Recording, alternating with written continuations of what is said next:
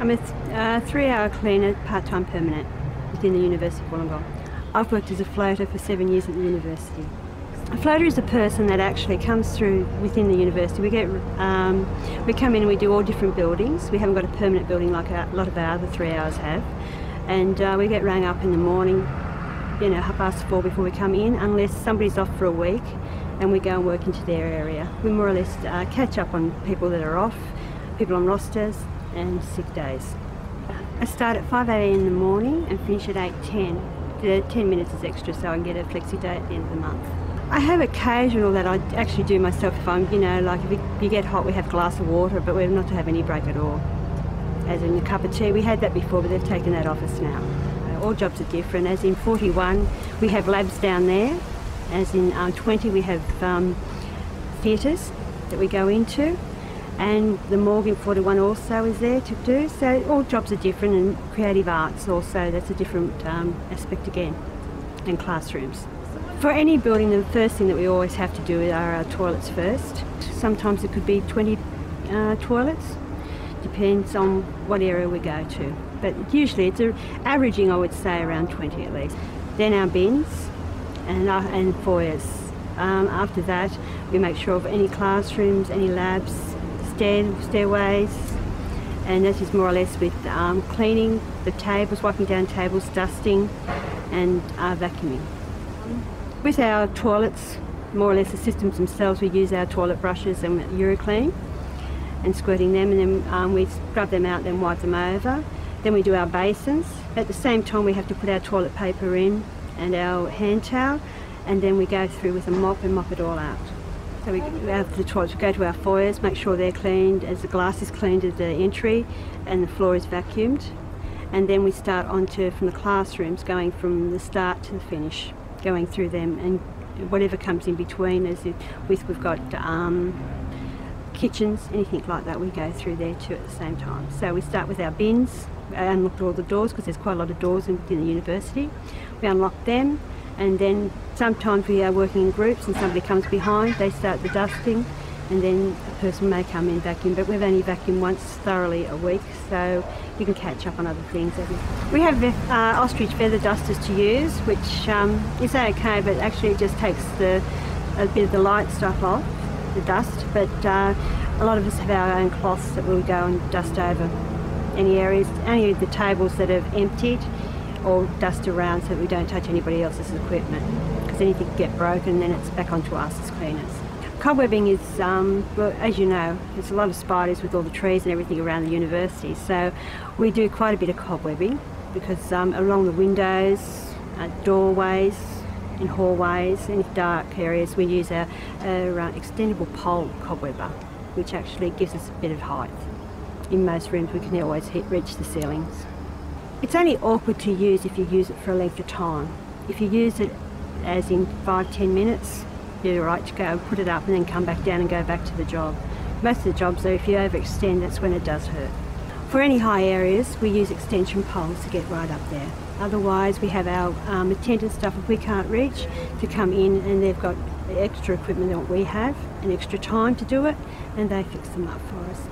We clean the glass with clear clean and paper towel. Unless we have, as in that's during session. Out of session, we then use our squeegees and with our Lambswool and clean them down that way. We have trolleys. We've been given trolleys that have all our equipment on it, so that it's not lifting, taking it everywhere else. We just take it with us and then use it as we go. Trolleys are stored in everybody's cleaning room. So if you go to different buildings, they should be all there, and hopefully, which sometimes doesn't happen, cleaners are supposed to have them all equipped. So you're right to just go straight off as soon as you start work.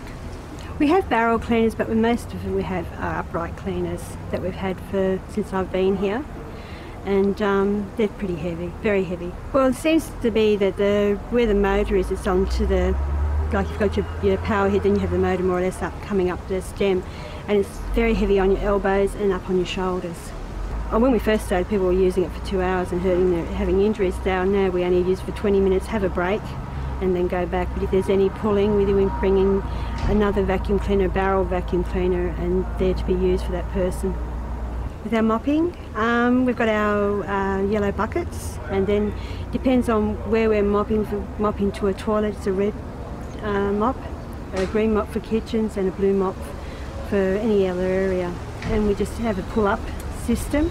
We've been trained to mop as in a circular motion, but depends on where you're going, if you can do that circle, or if you can't do the circle. If you're in a straight area, you have to go straight with it. We fill the bucket with all our cleaning areas have got taps and a sink, and we bring them up onto the sink because it's got a grate over it, and at present they've put hoses in so it goes straight into the bucket, so there's no lifting. The only lifting is actually when you lift and put it onto your trolley. A lot of our rooms have got areas of drainage already, so we just more or less empty into there.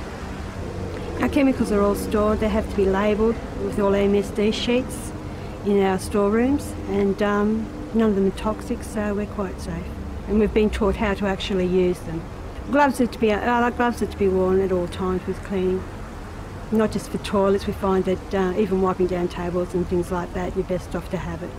Because some people might have an allergy to some chemicals that they don't even know about, or touch something they don't know, so it's better off to use our gloves. Staircases we found can be hazardous. People can fall down or trip and hurt their backs, so we have to be very careful on that aspect.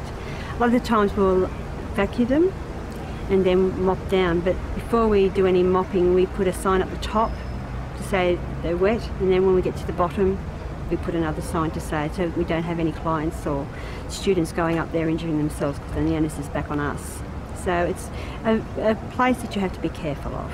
A lot of places actually we use our backpacks on those ones, and they have PowerPoints in the middle, so you put your PowerPoint in and then you go for what you can, otherwise it's sweeping.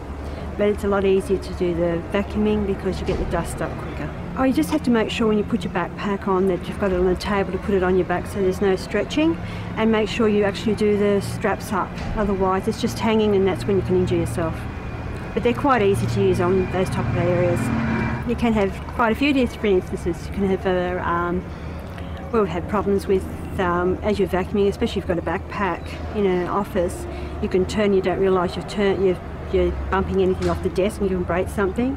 You can have possums coming in. You can walk into buildings that have had break-ins, that then you have to call security and your supervisor to come over straight away. We've had trouble in our labs when I've worked there, that there's been spills on the floor, chemical spills, and we've just closed the lab straight up, put a sign on the door and call our supervisor, which will get in contact with the client.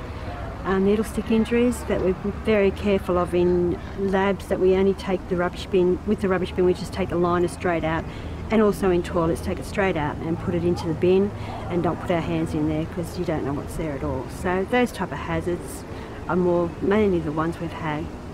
We actually fill in a hazard report form with our supervisor just to make sure that we're right, and we've filled it all in so we can go back to the OH&S unit.